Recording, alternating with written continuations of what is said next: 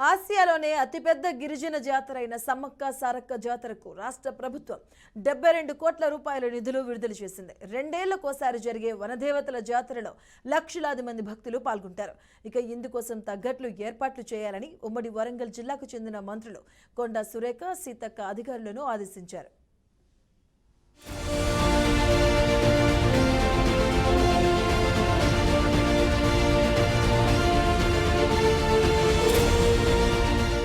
ఉమ్మడి వరంగల్ జిల్లాలోని తాడ్వాయి మండలంలో మేడారం జాతర రెండేళ్లకోసారి ఘనంగా జరుగుతుంది.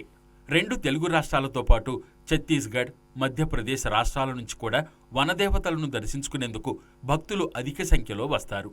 ప్రతి ఏటా మాఘశుద్ధ పౌర్ణమి సమయాన జాతర జరుగుతుంది. ఫిబ్రవరి 21వ తేదీ నుంచి 24వ తేదీ వరకు జాతర జరగనుంది.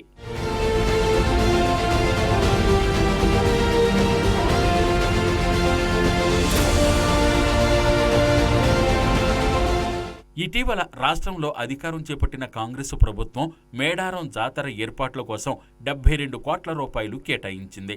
ఉమ్మడి జిల్లా నుంచి కొండా సురేఖ దేవాదాయ శాఖ మంత్రి కాగా, ములుగు ఎమ్మెల్యే సీతక్క పంచాయతీరాజ్ శాఖ మంత్రి అయ్యారు.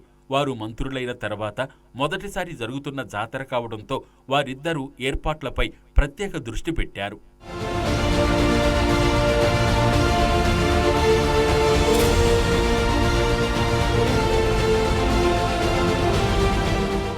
గత ప్రభుత్వ హయాంలో జనవరి మాసంలో ఏర్పాట్ల కోసం నిధులు మంజూరు చేసేవారు. అయితే ఈ ఏడాది 1 నెల ముందుగానే నిధుల కేటాయింపు జరిగేలా చూసిన 2 మహిళా మంత్రులు వనదేవతల జాతరకు వచ్చే భక్తులకు ఎలాంటి అసౌకర్యం కలుగకుండా చూడాలని జిల్లా కలెక్టర్తో పాటు వివిధ ప్రభుత్వ శాఖల అధికారులను ఆదేశించారు. మరో 2 రోజుల్లో జాతర ఏర్పాట్ల గురించి అధికారులతో సమావేశం నిర్వహిస్తామని మంత్రులిద్దరూ తెలిపారు.